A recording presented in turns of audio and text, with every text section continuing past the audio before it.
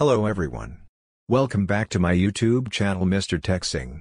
Today we will talk about electric power. What is electric power and how does it work? Electric power is the rate at which electrical energy is transferred by circuit. It is the rate of doing work. The electric power is produced by generator and can also supplied by the electrical batteries. The electric power is divided into two types: AC power and DC power.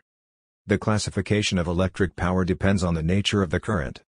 The electric power is sold regarding joule, which is product of power in kilowatt, and running time of machinery in hours.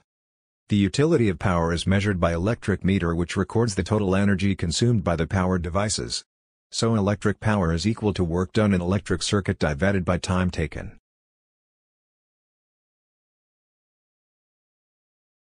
Types of power. There are two types of power depending on nature of current. First is direct current power, and second is alternating current power. The DC power is defined as the product of voltage and current. It is produced by the fuel cell, batteries and generator. AC power. The AC power is mainly classified into three types. First is apparent power. Second is real power. And the third and last one is reactive power. Apparent power. This power is useless power. It is represented by the symbol S and SI unit is volt-ampere.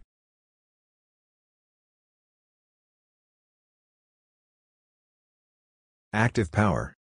The active power is the real power which is dissipated in the circuit resistance. Reactive power. The power developed in the circuit reactance is called reactive power. It is measured in volt-ampere reactive. The relation between the apparent power, active power and reactive power is shown in picture. Ratio of active power to apparent power is called power factor and their value lies between 0 to 1. It is all about the basics of electric power.